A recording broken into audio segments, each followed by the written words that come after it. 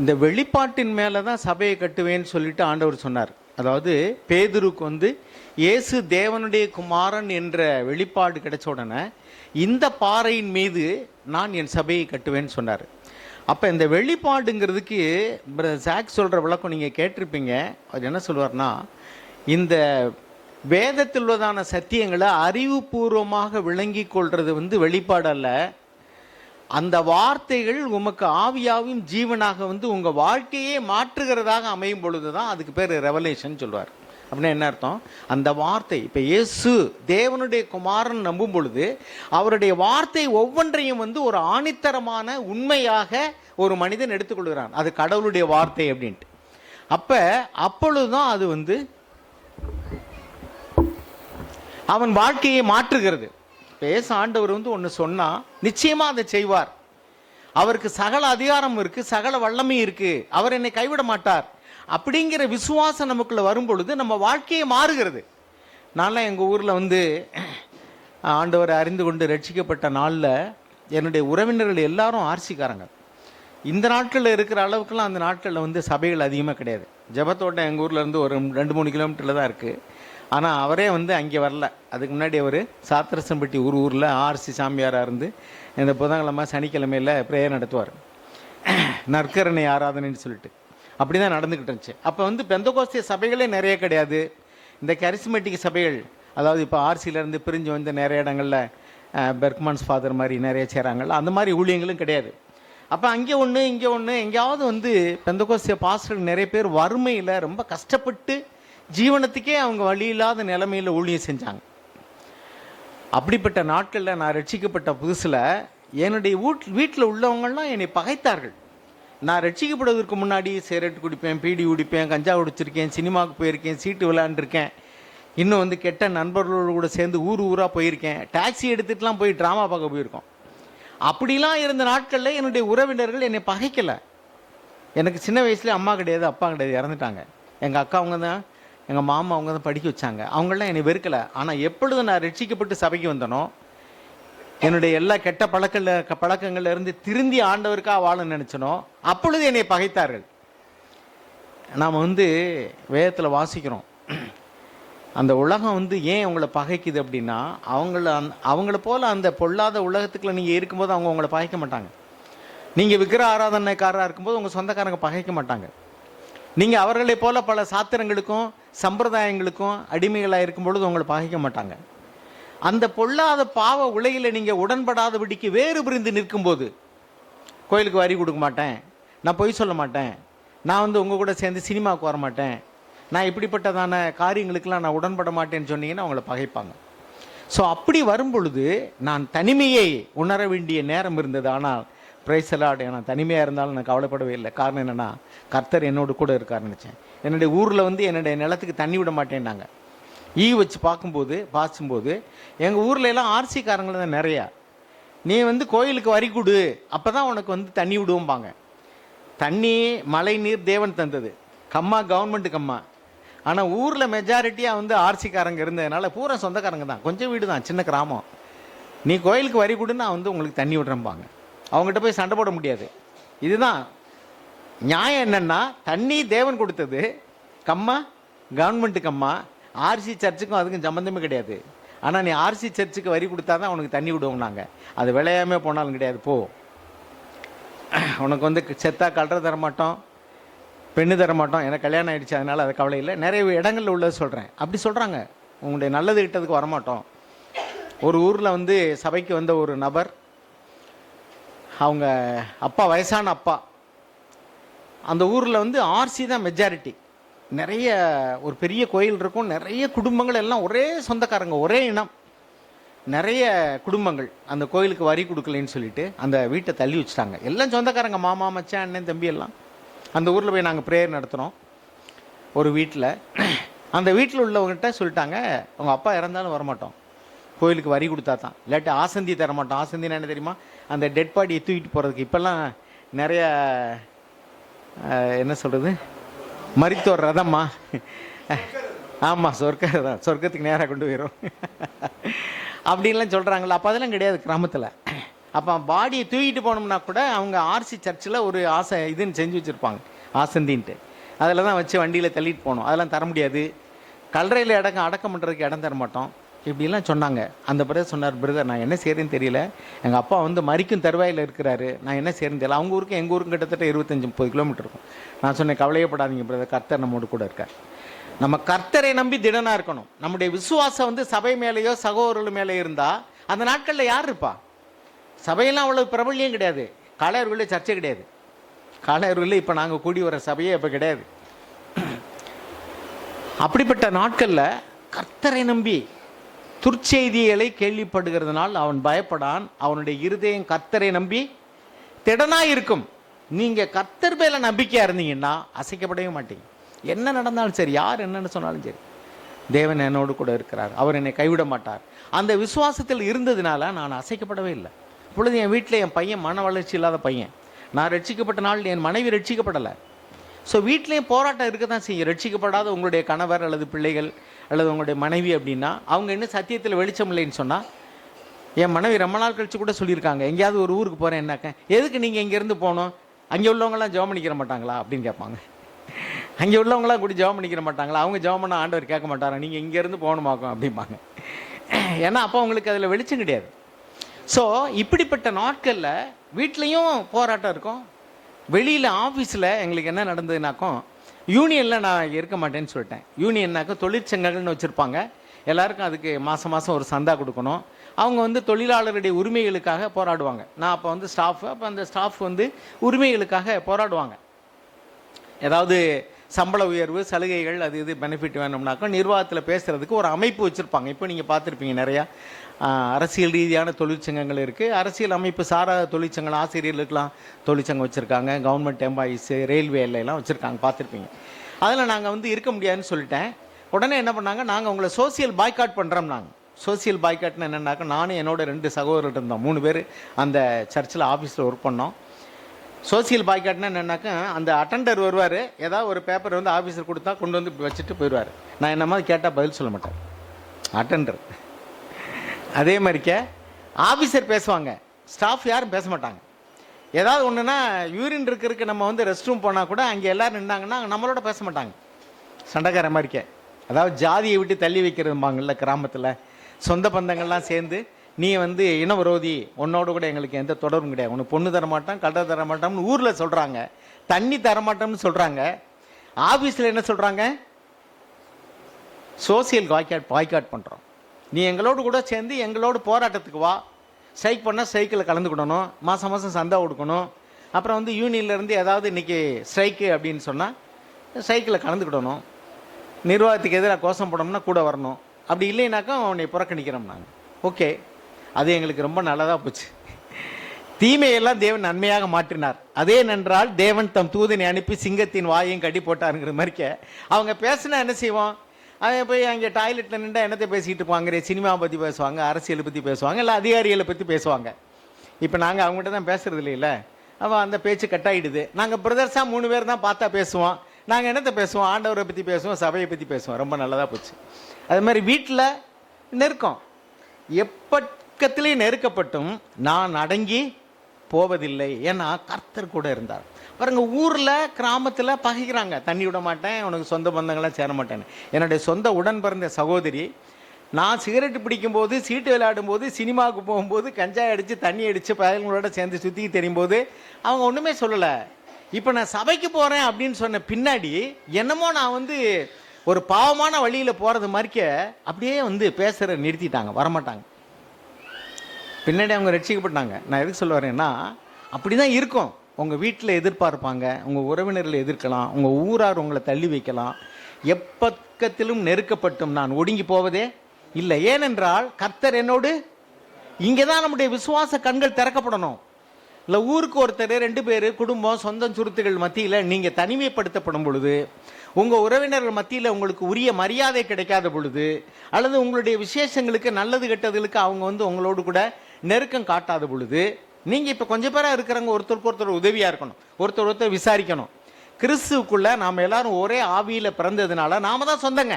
ஆண்டவர் சொன்னார்ல, இதோ இவர்கள் தான் என்னுடைய தாயும் சகோதரனும் சகோதரியமா இருக்கிறான்னு சொன்னார். அப்படி நம்ம சொல்லணும், உறவுக்கு நம்ம கை கொடுக்கணும். அப்பதான் பலகீனமா இருக்கிறவர்களுக்கு ஒரு ஆறுதல் கிடைக்கும். சரி, நான் தனியா இல்லை, இப்ப கர்த்தர் என்னோடு கூட இருக்கிறார், கர்த்தருடைய பிள்ளைகள் என்னோடு கூட இருக்கிறார்கள். இப்போ பாருங்க, இப்போ திருமணங்கள்லாம் சபையில் நடக்கிறது, நிறைய திருமணங்கள் வந்து ஜாதி விட்டு சாதியும் நடக்குது. சத்தம் இல்லாமல் ஒரு சமூக புரட்சி நடந்துகிட்டு இருக்கு. நான் சொல்கிறேன், சில பேர் பணியை நடித்து ஜாதி மறுப்பு திருமணம் அவங்க அதெல்லாம் கிடையாதுங்க. நம்ம சர்ச்சில் வந்து பாருங்கள், நடக்கக்கூடிய திருமணத்தில் முக்கால்வாசி திருமணம் வந்து வெவ்வேறு ஜாதியில் தான் நடக்குது, சத்தம் இல்லாமல் நடக்குது. சொந்தத்துக்குள்ளே நடக்கும்போது நடக்கிறத விட ரொம்ப விடுதலையாக நடக்குது. காரணம் என்னென்னா, நம்முடைய கலாச்சாரம் மாறிடுச்சு, நம்முடைய உறவுகள் வந்து சொந்தம் மாறிடுச்சு. அதனால இப்போ ஜாதியோ அல்லது இனம் உறவு இந்த ஏற்றத்தாழ்வுகள்லாம் நம்ம சபையில் பாதிக்கவே இல்லை. சத்தமில்லாமல் ஒரு சமூக புரட்சி உள்ளுக்குள்ளே நடந்துக்கிட்டே இருக்காங்க. அந்த ஜாதி மறுப்பு திருமணம் அப்படின்லாம் சில ஊழியக்காரர்கள்லாம் பிரத்யட்சமாக போட்டுக்கிட்டு பனியனை போட்டுக்கலாம் விளம்பரம் பார்ப்பேன். ஏன் அப்படி வெளிச்சத்தை ஏற்றுனீங்கன்னா இருள் தன்னால் என்ன செஞ்சிடும்? இப்போ இங்கே ரூம்குள்ளே வர்றீங்க, இங்கே லைட்டு இல்லை, இருட்டாக இருக்குது. ஒரு லைட்டை போட்டிங்கன்னா என்ன ஓடி போயிடும்? இருள் ஓடி போயிடும். நீங்கள் கம்பையும் கரெக்டாக எடுத்துக்கிட்டு இருளை துரத்த முடியுமா சொல்லுங்கள்? முடியாதுங்க. லைட்டை போட்டிங்கன்னா ஓடி போயிடும்.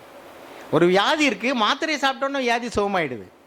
அதை விட்டுட்டு வந்து ஐயோ வியாதின்னு கத்திக்கிட்டு இருந்தீங்கன்னா என்ன ஆகும்? அது மாதிரி தான் உங்களுடைய இருதயத்துக்குள்ள கிறிஸ்துனுடைய வார்த்தையாகிய ஒளி வரும் பொழுது பாவமாகிய இருள் வெளியே ஓடி போயிடும். வெறுப்பு, கசப்பு, அவங்களெல்லாம் நான் நேசிக்க முடிந்தது என்னால். எனக்கு விரோதமாக என்னுடைய சொந்தக்காரங்க வந்து கோர்ட்டில் கேஸுக்கு போயிட்டாங்க. எங்கள் அப்பா இல்லை, அம்மா இல்லை, நான் அவங்களோட பேசுவேன். ஏன்னா அவங்க வீட்டில் அவங்க அண்ணன் ஒருத்தர் ரட்சிக்கப்பட்டு ட்ராக்ஸ் கொடுக்க வருவார். என்னுடைய சொந்த அத்தை பையன். எங்கள் அக்கா அவங்க சொல்லுவாங்க, எப்போ சாவன் இடம் தொலையும்னு இருக்காங்க, அவங்களோட போய் நீ சொந்தம் கொண்டாடிக்கிட்டு இருக்கேடா. எப்படி வார்த்தை? எப்போ சாவன் இடம் தொலையும், அண்ணன் எப்போ சாவன் திண்ணை எப்போ காலியாகும்பாங்கல்ல. அப்படின்னா இவன் போனான்னா இவனுடைய சொத்து நமக்கு தானே வந்து சேரும்னு நினைக்கிறவங்களோட போய் நீ ஐக்கியம் வச்சிருக்கியே அப்படின்னு சொல்லிட்டு பேசினாங்க. நான் அவங்ககிட்ட பேசுவேன், ஏன்னா எனக்கு என்னுடைய இருதயத்தில் அவங்க மேலே பகைமே கிடையாது. இதெல்லாம் எப்படி ஆகும் அப்படின்னா, கர்த்தருடைய ஆவியானவர் நம்முடைய இருதயத்தில் வரும்போது, ரோமர் 5:5 வாசிக்கிறோம், தெய்வீக அன்பு முதல்ல நம்முடைய இருதயங்களில் ஊற்றப்படுகிறது. அப்பொழுது பாவத்தை குறித்து ஒரு வெறுப்பு, நீதியை குறித்து ஒரு ஆர்வம், வெறுப்புக்கு பதிலாக அன்பு, தீமைக்கு பதிலாக நன்மை, மன்னிக்க கூடியதான ஒரு இருதயம், இதெல்லாம் இயல்பாகவே அந்த ஆவியானவர் மூலமாக நமக்குள்ள வந்தபடினால நாம் இயல்பாகவே வந்து தீமைக்கு தீமை செய்யாமல் நன்மை செய்யவும், மன்னிக்கவும், நேசிக்கவும், அன்பு செலுத்தவும், படிப்பின் அடிப்படையில், ஜாதியின் அடிப்படையில் அல்லது வசதியின் அடிப்படையில் ஒரு மனிதனை பார்க்காம தேவனுடைய ஆவியினால் பிறந்த எவனும் எனக்கு சகோதரன், யாரும் எனக்கு சகோதரி அப்படின்னு பார்க்கக்கூடிய நம்முடைய மனக்கண்கள் திறக்கப்படுகிறது. இருளில் உள்ள ஜனங்கள் பெரிய வெளிச்சத்தை கண்டார்கள். என்ன வெளிச்சம்? அது இருள்னா என்ன? பாவமாகிய இருள், வெறுப்பாகிய இருள், கசப்பாகிய இருள், மன்னிக்க முடியாத இருள். அதெல்லாம் தேவனுடைய ஒளி நமக்குள்ள வரும் பொழுது அதை ஓடி போகிறது. வெறுப்புக்கு பதிலாக, வெறுப்பை வந்து இருள்னு சொன்னா, அன்புக்கு பேர் என்ன? ஒளி. பைபிள் எழுதியிருக்கு பாருங்க, God is light, God is love. தேவன் அன்பா இருக்கிறார், தேவன் ஒளியா இருக்கிறார். அப்ப என்ன அர்த்தம்? தேவன் அன்பா இருக்கிறார், தேவன் ஒளியா இருக்கிறார்னா அந்த அன்பு தான் ஒளி, அன்பு தான் ஒளி. நம்முடைய இருதயத்தில் வெறுப்புக்கு பதிலாக அன்பு கூறக்கூடிய மனநிலைமையும், மன்னிக்க முடியாத இருதய கடினத்திற்கு பதிலாக மன்னிக்கக்கூடிய மனநிலைமையும் நமக்கு வந்துடுச்சுன்னு சொன்னா, இருளில் இருக்கிற ஜனங்களுக்குள்ளே வெளிச்சம் உதித்தது. கிறிஸ்துனுடைய வெளிச்சம் நமக்குள்ள வந்துருச்சுன்னு அர்த்தம்.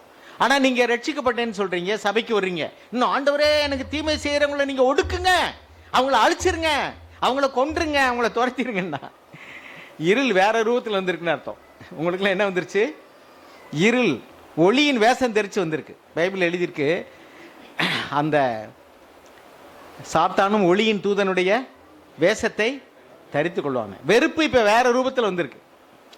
அவங்க எங்களை பகைக்கிறாங்க, அவங்க எங்களை நேசிக்க முடியல. நீங்களே நேசிக்க முடியலன்னா இருள் உங்களுக்குள்ளேயும் தான் இருக்கு. அவங்க ஏதோ ஒரு அடிப்படையில் உங்களை வெறுக்கிறாங்க, நீங்க வேற ஒரு அடிப்படையில் வெறுக்கிறீங்க. அப்ப வெறுப்பு இருக்கிற இடத்துல இருள் இருக்கு, அன்பு இருக்கிற இடத்துல, மன்னிக்கக்கூடிய சுவாபம் இருக்கிற இடத்துல ஒளி வந்திருக்கு. உங்களுடைய இருதயத்துக்குள்ள கிறிஸ்துனுடைய ஒளி, கிறிஸ்துனுடைய ஜீவன் வந்துருச்சுன்னு சொன்னா, உங்களால் மன்னிக்க முடியாதவங்களே மன்னிக்க முடியும், தீமை செய்வர்களுக்கு நன்மை செய்ய முடியும், ஆனால் இதெல்லாம் சாதாரணமாக வந்துடும் நினைக்காதீங்க. இதுக்கு தான் ஆண்டவர் சொன்னார், பலவந்தம் பண்ணுகிறவர்கள் பரலோக ராஜ்யத்தில் பிரவேசிப்பார்கள். சரி, இப்போ நான் வசனத்தின் முதல்ல சொன்னேன், ஆவியில் எளிமையுள்ளவர்கள் பாக்கியவான்கள், அவர்கள் என்ன எழுதியிருக்கு? இப்போ நான் கேள்வி கேட்குறேன், நீங்கள் பதில் சொல்லணும். பரலோகம்னா என்ன, பரலோக ராஜ்யம்னா என்ன? ரெண்டு ஒன்றா வெவ்வேறையா? யாருக்கெல்லாம் தெரியும்? பரலோகம் என்பதும் பரலோக ராஜ்யம் என்பதும் ஒன்றா வெவ்வேறா? என்ன தப்பா சொல்லி நீங்கள் சொல்கிறதுக்கு நீங்களே சொல்லிடுங்க பிரதர். நான் இப்போ இப்படி கேட்குறேன், இந்தியா என்பதும் இந்திய அரசு என்பதும் ஒன்றா வெவ்வேறா? வெவ்வேறு. இந்தியா என்ன, அது எதை குறிக்குது? இந்தியை குறிங்கிறது எல்கை, நிலப்பரப்பை குறிக்குது. அதில் ஆறுகள், மலைகள், நிலங்கள் எல்லாம் இருக்கு. இந்திய அரசாங்கம்ங்கிறது அதே மாதிரி தான். கிங்டம் ஆஃப் ஹெவன் அப்படின்னா பரலோக ராஜ்யம். பரலோகம் என்பது தேவன் பரிபூர்ணமாக ஆளு செய்யக்கூடிய, அவர் பிரசன்னமாக இருக்கக்கூடிய இடத்திற்கு பேர் பரலோகம். நம்ம இப்போ பூமியில் இருக்கிறோம், இங்கே பரலோகம் இருக்கிறதா, பரலோக ராஜ்யம் இருக்கிறதா? பரலோக ராஜ்யம் இருக்கிறது. எங்கே இருக்குது? ஆண்டவர் சொன்னார், இதோ தேவனுடைய ராஜ்யம் என்பது பிரத்யட்சமாக வராது. இது தேவனுடைய ராஜ்யம், இது தேவனுடைய ராஜ்யம், வத்தல் குண்டுல இது தேவனுடைய ராஜ்யம், அப்படி கிடையாது. தேவன் என்ன சொல்றார்? பிரத்யட்சமாக வராது. இதோ இங்கே என்றும் அங்கே என்றும் பிரத்யட்சமாய் வராது, அது உங்களுக்குள்ளே இருக்கிறது. என்ன சொன்னார்? தேவனுடைய ராஜ்யம் உங்களுக்குள்ள. தேவனுடைய ராஜ்யம் என்பதும் பரலோக ராஜ்யம் என்பதும் ஒன்றா வெவ்வேறா? இதனடா வில்லங்கமாக இருக்க கேள்வி எல்லாம். ஒன்று தான். எங்கே தேவனுடைய ராஜ்யம் எழுதியிருக்கு, எங்கே பரலோக ராஜ்யம் எழுதியிருக்கு? சுவிசேஷத்தில். மத்திய எழுதின சுவிசேஷத்தில் பூரா பரலோக ராஜ்யம்னு எழுதியிருக்கும். மற்ற 3 சுவிசேஷத்தில் தேவனுடைய ராஜ்யம்னு எழுதியிருக்கும். அது ஏன் அப்படின்னா, மத்திய எழுதின சுவிசேஷத்தை எழுதின மத்தேயு அதை யூதர்களுக்கு என்று எழுதினார். யூதர்களுக்கு சுவிசேஷம் அறிவிக்கப்பட வேண்டும். யூதர்கள் யெகோவா அல்லது தேவன்கிற வார்த்தையே சொல்ல மாட்டாங்க. எல் அப்படின்னா தேவன், எல், அப்புறம் அடோனி,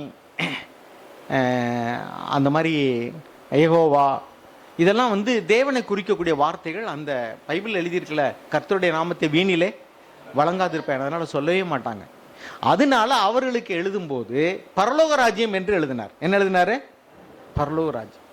மற்ற 3 பேர் எழுதின சுவிசேஷம் யூதர்களுக்கு என்று பிரத்யட்சமாக எழுதப்படலை. அதனால அவர்கள் தேவனுடைய ராஜ்யம் என்று சொன்னார். ரெண்டு ஒன்று தான். என்னது அது? தேவனுடைய ராஜ்யம் என்றாலும் பரலோக ராஜ்யம் என்றாலும் ஒன்று தான். சரி, தேவனுடைய ராஜ்யம் என்பது என்ன? தேவன் ஆளுகை செய்கிறார். அப்ப நம்ம தேவனுடைய ராஜ்யத்தில் இருக்கிறோம்னா நமக்கு யார் ராஜா? தேவன் தான் ராஜா. அப்ப தேவனுடைய ஆளுகைக்கு அடங்கி அவருடைய சட்ட திட்டங்களுக்கு யாரெல்லாம் கீழ்ப்படுகிறார்களோ அவர்களை தேவன் அரசாளுகிறார்.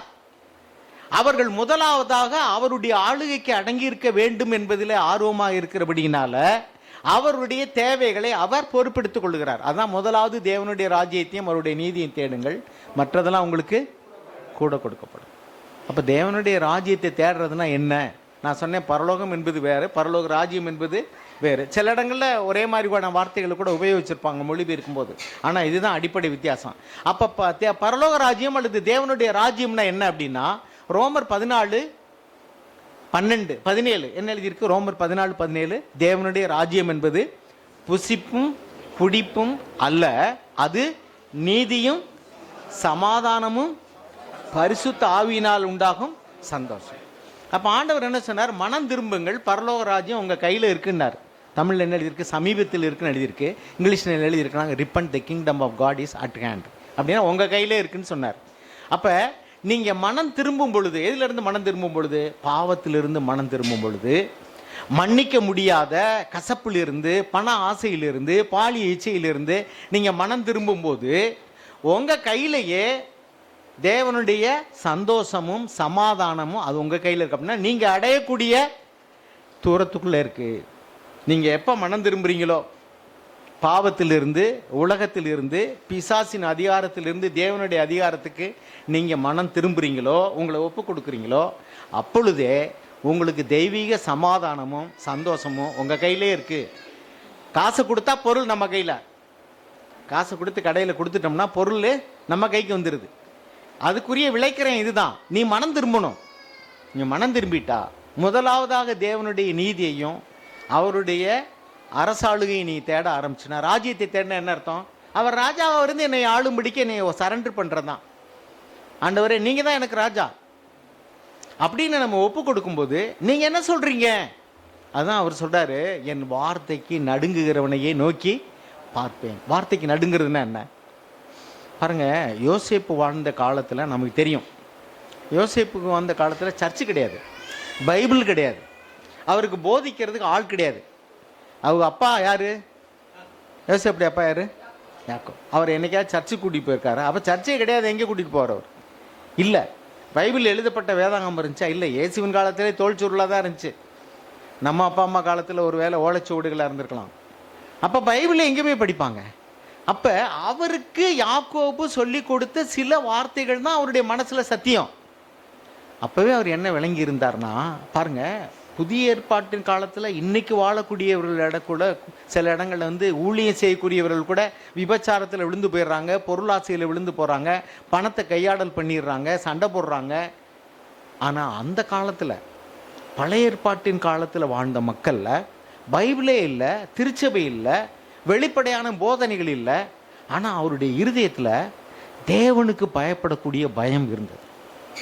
யோசேப்போடு கர்த்தர் கூட இருந்தார் நம்ம வாசிக்கிறோம் இல்லையா? ஆனால் அந்த யோசேப்பு எப்படி தேவனுக்கு பயந்து இருந்தார்னா, அவர் போய் ஒரு வீட்டில் அடிமையாக விற்கப்படுகிறார். அந்த வீட்டில் அடிமையாக இருக்கும் பொழுது அவனுடைய அந்த வீட்டு தலைவன் வந்து அவன் ராஜாவிட்ட வேலை செய்யக்கூடிய ஒரு அதிகாரி அரண்மனையில். உங்களுக்கு தெரியும் அவன் யார்? பேர் என்ன? பார்வோனோட அரண்மனையில் வேலை செய்யக்கூடிய யோசேப்பினுடைய எஜமான் யார்? போத்திபார். அந்த போத்திபாருடைய மனைவி அவளை தன் தவறாக அவனோடு கூட நடக்கும்படிக்கு அழைக்கிறாள். தினந்தினம் ஒரு நாள் 2 நாள் கிடையாது, தினந்தினம். அவன் தினந்தினமும் வந்து அதை அவாய்ட் பண்ணுறான். அந்த நாட்களில் எப்படி அவன் வேலை செஞ்ச இடம்னாக்கும், இப்போ மாதிரி இப்போ கீழ் வீடு மேல் வீடு, இப்போ கீழே வீடு மேலே ஆஃபீஸ் அப்படிலாம் இருக்குது பார்த்தீங்களா? அல்லது கீழே ஆஃபீஸ் இருக்கும், மேலே வீடு இருக்கும், பார்த்துருக்கீங்களா? அதே மாதிரி தான் அந்த எஜமானுடைய வீடு. அப்போ அவன் வீட்டில் வந்து பொருள்களை உள்ளே வைக்கிறதுக்கும் வேலையாட்களை வேலை வாங்குறதுக்கும் அவன் உள்ளே வரணும், வெளியே போகணும், ஃப்ரீயாக வந்துட்டு போயிட்டு இருக்கணும். அவன் எஜமான் வந்து வேலைக்கு போயிடுவான். அவன் வீட்டில் பல அடிமைகள் வேலை செய்கிறாங்க. இவன் வந்து அவங்களுக்கு மேனேஜர் மாதிரி இருந்து வேலை வாங்கணும். ஏன்னா அந்த போத்திபார் வந்து இவனை நம்பி அந்த பொறுப்புகளையெல்லாம் இவனிடத்தில் ஒப்படைச்சிட்டான். அப்போ அவன் மனைவி ஒரு ஆள் தான் இவனுக்கு மேலான ஆள், அங்கே வேற யாருமே கிடையாது. அந்த மனைவியே இவனுடைய அழகை பார்த்து இச்சித்து தவறாக நடக்கும்படி அழைக்கிறாள். அவன் பாருங்க, தேவன் இருக்கிறாருங்கிற நம்பிக்கையில் எவ்வளோ அசைக்க முடியாமல் இருந்தார்னா, இந்த வீட்டில் என்னிலும் பெரியவர் யாரும் கிடையாது, உண்மை தவிர யாரும் கிடையாது, எஜமானானவன் எல்லாத்தையும் என் கையில் ஒப்பு கொடுத்துருக்கார். அப்படி இருக்க தேவனுக்கு விரோதமாக பாவம் செய்வது எப்படி? இவ்வளவு பெரிய பொல்லாங்கு கொடு. இதாங்க வார்த்தைக்கு நடுங்கிறது. தேவனுக்கு பயப்படக்கூடிய பயம். அங்கே என்ன பைபிள் எழுதியிருக்கு? என் வார்த்தைக்கு நடுங்குகிறவனையே நோக்கி பார்ப்பேன். இருதயத்தில் நொறுங்குண்ட இருதயம் என்ன அர்த்தம்? ஒரு புரோக்கன்னஸ். ஐயோ நான் சோதிக்கப்படுறேனே, நான் விழுந்து போயிடுவேன் போல இருக்கே, என் மனசாட்சி எனக்குள்ள உணர்த்துது நீ நியாயம் இல்லை, நீ வந்து அவ என்ன சொன்னாலும் சொன்ன நீ கேட்காத. கடைசியில் வந்து பிடித்து இழுத்தால் ஓடியே போய்விட்டான். எங்கேயாவது நீங்கள் கேள்விப்பட்டிருக்கீங்களா? ஒரு பெண்ணு பிடிச்சி இழுத்து ஆம்பளை ஓடுறான்னு போடுறது கேட்கறது கஷ்டம். ஒரு ஆம்பளை பிடிச்சி இழுத்தான் பெண்ணு ஓடி போச்சுன்னு நீங்கள் நிறைய கேட்கலாம். சில பெண்கள் வேணால் தவறாக நடக்கலாம். பெரும்பாலான பெண்கள் வந்து தங்களை தற்காத்து கொள்வதில் ஜாக்கிரதையாக இருக்காங்க. ஆண்களும் தான் பாலி இச்சையினால் அதிகமான இடங்களில் பாவம் செய்கிறாங்க. சில இடங்கள்ல ரொம்ப ரேராக பெண்கள் இருப்பாங்க, நான் இல்லைன்னு சொல்ல. இந்த பெண் அப்படிப்பட்ட ஒரு நபள், ஒரு வாலிபன். அவள் திருமணமானவள், இவன் இன்னும் திருமணமே ஆகாதவன். இவன் அடிமை, அவள் எஜமாட்டி. இப்படிப்பட்ட சூழ்நிலையில் அவளுடைய பேச்சுக்கு எதிர்த்து நிற்குங்கிறது என்ன விளைவை கொண்டு வரும் என்று அவனுக்கு தெரியும். அது ராஜாக்கள் ஆண்ட காலம். விசாரணையே இல்லாமல் உள்ள தூக்கி போட்டுருவாங்க, சிறைச்சேதம் பண்ணிடுவாங்க. அந்த நாட்களில் அவன் தேவனுக்கு பயந்தபடினால அவன் சொல்கிறான் பாருங்க, அந்த வசனத்தை வாசிங்க, ஆதியாகமம் 39:10. நான் உதாரணத்துக்காக சொல்கிறேன். இந்த வீட்டிலே என்னிலும் பெரியவன் இல்லை, நீ அவருடைய மனைவியாய் இருக்கிறபடியால் உன்னை தவிர வேறு ஒன்றையும் அவர் எனக்கு விலக்கி வைக்கவில்லை. இப்படி இருக்க நான் இத்தனை பெரிய பொல்லாங்குக்கு உடன்பட்டு தேவனுக்கு விரோதமாய் பாவம் செய்வது எப்படி என்றான். தேவனுக்கு விரோதமாக நான் பாவம் செய்வது எப்படி? இதுதான் தன் மனசாட்சியில் பயந்து நடுங்கிற ஒரு மனுஷன். தன் ஆவியில் த கண்ட்ரைட் இன் ஸ்பிரிட் அப்படின்னா ஒரு நொறுங்குண்ட இருந்து, ஐயோ ஆண்டவரே நான் சோதிக்கப்படுறனே, நான் விழுந்துருவேன் போலவே. அப்போ பரிசுத்த ஆவி கிடையாது, சபை கிடையாது, பைபிள் கிடையாது, சபை கூடி வருதலோ போதனையோ கிடையாது. ஆனால் அவனுடைய இருதயத்துக்குள்ள தேவனுக்கு பயப்படக்கூடிய ஒரு பயம் இருந்தது. அதனால அவன் யாரும் காணாத ஒரு இடம், அங்கே இப்போ மேலாக இருக்கிறவள் அவள் ஒருத்தி தான். அவளே தனக்கு உடந்தையாக இருக்கும்போது இவன் எஸ்ன்னு சொன்னால் ஒருத்தருக்கும் தெரியாது. ஆனால் என்ன நடந்திருக்கும், கடைசி வரைக்கும் ஒருவேளை அந்த வீட்டிலேயே அவன் அடிமையாகவே இருந்திருப்பான். தேவன் பார்த்துக்கிட்டே இருக்கார். சைலண்ட்லி காட் இஸ் வாட்சிங் வாட் இஸ் கோயிங் ஆன். பாருங்க, அதுக்கு அடுத்து கொண்டு அவன் வந்த உடனே கத்துனா, அவன் புருஷன் பொண்டாட்டி சொல்கிறத நம்பிட்டான். கொண்டு போய் அவனை சிறையில் அடைச்சிட்டாங்க. விசாரணையே இல்லை, சிறையில் தள்ளிட்டாங்க. அங்கேயே என்ன எழுதியிருக்கு பாருங்க, கர்த்தர் அவனோடு கூட இருந்தார்னு எழுதியிருக்கு. எனக்கு ஆச்சரியமாக இருந்துச்சு அதெல்லாம் பார்க்கும்போது. என்ன ஆண்டவரே, அவன் ஜெயிலுக்கு போனால் நீங்களும் ஜெயிலுக்கு போகிறீங்க, ஒரு விடுதலை ஆக்கியிருக்கலாம்ல. நம்முடைய இருதயத்தில் அப்படி தானே தோணும். என்ன கிதியோன்ட்ட போய் சொன்னாங்க, கர்த்தர் உன்னோடு கூட இருக்கிறார் பராக்கிரமசாலியே. எங்க நியாயாதிபதியுடைய புஸ்தகம் 6ஆம் அதிகாரம் சொன்னார், கர்த்தர் எங்களோடு கூட இருந்த ஏங்க இந்த நிலைமையில் இருக்கிறோம். பாருங்க, திராட்சைப்பழம் அடிக்கிற இடத்துல ஒன்றாந்து நான் கருது அடிச்சுக்கிட்டு இருக்கேன், கோதுமையை ஏன் அள்ளிட்டு போயிடுவாங்க, நான் ஒன்றும் செய்ய முடியாது. அவ்வளவு பயந்து நடுங்கி நாங்கள் வாழ்ந்துட்டு இருக்கோம். கர்த்தர் கூட இருக்காரு. எங்கள் பூர்வீக காலத்தில் மூதாதையெல்லாம் சொல்கிறாங்க கர்த்தர் இருந்தார் செஞ்சாருன்னு. இப்போ எங்கே கர்த்தர் இருக்காரு? கர்த்தர் எங்களோடு கூட இருந்தால் ஏன் நாங்கள் இப்படி இருக்கோம் அப்படின்னு கேட்டார். ஆனால் இந்த யோசேப்பு என்ன சொல்கிறார் பாருங்க, கர்த்தருக்கு விரோதமாக நான் பாவம் செய்வது எப்படி? அவன் கர்த்தரை காண்கிறான். நீதிமான்களுடைய இருதயத்துக்கு கர்த்தர் தெரிகிறார். அங்கே சிலை இல்லை, உருவம் இல்லை. ஆனால் அவனுடைய இருதயத்தில் ஆவியாக இருக்கிற தேவன் அவனுடைய மனசாட்சியில் இது பாவம், இது மனிதனுக்கு விரோதமான பாவம். ஏன்னா அவன் உன்னை நம்பி எல்லாத்தையும் அவன் கையில் ஒப்பு கொடுத்துருக்கிறான், அவனுக்கு துரோகம் பண்ணாத, இது தேவனுக்கு விரோதமான பாவம். ஏன்னா தேவன் எல்லாவற்றுக்கும் ஒரு நாள் கணக்கு கேட்பார், நீ ஒரு நாள் கணக்கு கொடுக்கணும். அப்போ இந்த பயம் அவனுக்குள்ளே இருக்கும்போது அவன் நடுங்குகிறான். அவள் கையை பிடித்து இழுக்கிறாள், அவன் ஓடி போகிறான். அவன் வஸ்திரம் அவன் கையில் சால்வு அவன்கிட்ட மாட்டி போயிடுச்சு.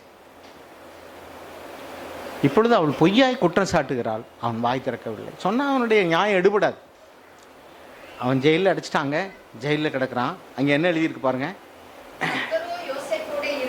என்ன வசனம் சொல்லுங்க சிஸ்டர்? 21. கரெக்ட், வாசிங்க.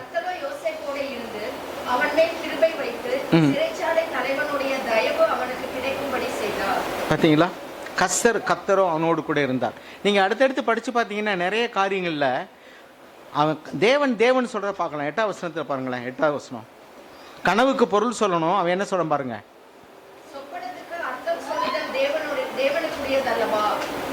இவன் இந்த தேவனை எங்கே பார்த்தான்?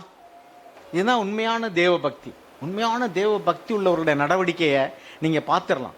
நீங்கள் 2 தீமோத்தேயு 3ஆம் அதிகாரத்தில் பார்த்தீங்கன்னா தேவ பக்தியின் வேஷத்தை தரித்து அதன் பலனை மறுதளிக்கிறவர்களாக இருப்பார்கள்னு கடைசி காலத்தில் வாழக்கூடிய கிறிஸ்தவர்களை குறித்து எழுதியிருக்கு. இன்னைக்கு தேவ பக்தியின் வேஷம் எல்லா இடத்துலையும் இருக்கு. வெளிப்படையான கூட்டங்களை கூட்டுகிறார்கள், பிரசங்கிக்கிறார்கள், சாட்சி சொல்லுகிறார்கள். 2 நாளைக்கு முன்னாடி என்னை பார்க்க வந்ததில் ஒருத்தர் உள்ளூர்காரர், அவர் சொன்னார், நீங்கள் சபைக்கு போங்க, ஏன் இப்படி இருக்கீங்கன்னு சொன்னேன். அவங்க மனைவி சொன்னாங்க, நான் பல வருஷத்துக்கு முன்னாடியே சர்ச்சுக்கு வரேன்னு கேட்டேன், என்னை விட மாட்டேன்ட்டார் அப்படின்னாங்க. அவங்க தான் அந்த பார்க்க வந்தவங்களை கூட்டிகிட்டு வந்தவங்க. அப்போ அவர் ஒரு லாரி ஓனர். அவர் இந்த மண் ஜல்லி அதெல்லாம் சர்ச்சுக்கு கூட அவர் தான் அடிச்சிருக்கார், ஆர்சிக்கார். அவர்கிட்ட நான் சொன்னேன், நீங்கள் ஏன் சர்ச்சுக்கு வரலாம்ல, ஏன் இப்படி இருக்கீங்கன்னு. அவர் சொன்னார், அவர்கிட்ட நான் சொன்னேன், அவர் பூர்வீகமாக நம்ம போகிற சர்ச்சுக்கு தான் போகணும்னு சொல்லிட்டார். நான் சொன்னேன், ஏங்க ஏட்டு பள்ளிக்கூடத்தில் தான் உங்கள் தாத்தா பாட்டி படிச்சிருப்பாங்க, உங்கள் பிள்ளைகளை நீங்கள் அங்கேயே படிக்க வைக்கிறீங்க, நல்ல பள்ளிக்கூடம் நீங்கள் படிக்க வைக்கிறீங்கல்ல, வெளியூரில் கொண்டு போய் கூட நிறைய பணம் கட்டி படிக்க வைக்கிறீங்கல்ல. அந்த காலத்தில் மூலிகை மருத்துவம் தான் நம்ம செஞ்ச மருத்துவம், இன்றைக்கி அங்கேயே சரிங்க நல்ல நல்ல ஆஸ்பத்திரிகளுக்கு ஓடுறீங்கல்ல காசு இருக்குன்ட்டு.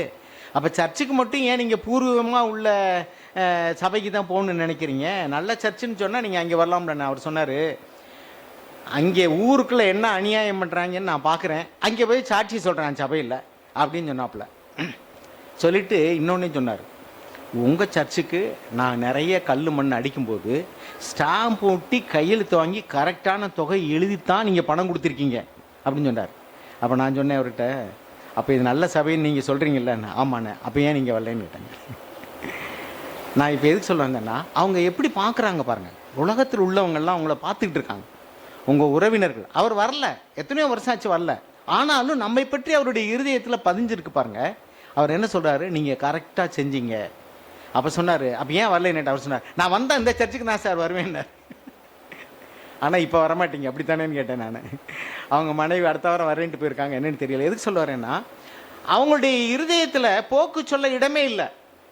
நான் கேட்ட கேள்வி தேவன் கேட்பார்ல, அவங்கெல்லாம் சரியில்லைன்னு நீ சொல்றீல்ல. நான் அவர்கிட்ட சொன்னேன், ரோமர் 14:12 படிச்சு பாருங்க, அங்கே என்ன எழுதியிருக்கு படிங்க. Everyone should give an account of himself to God. நம்மில் ஒவ்வொருவரும் தன்னை குறித்து தேவனுக்கு கணக்கு ஒப்புவிப்பான்.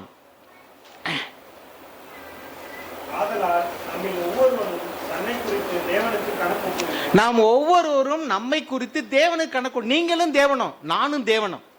அங்கே வேற யாரும் கிடையாது. சபை கிடையாது, மனிதர்கள் கிடையாது, போதகர்கள் கிடையாது, மூப்பர்கள் கிடையாது.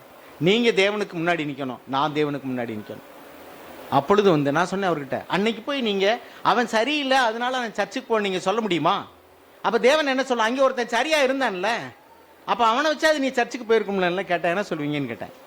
அவர் ஒண்ணுமே சொல்லலை, பேசாம இருந்தார். இப்படிதான் அருமையானவர்களே, நீங்களும் நானும் அப்படி இருக்கும்படி அழைக்கப்பட்டிருக்கிறோம்.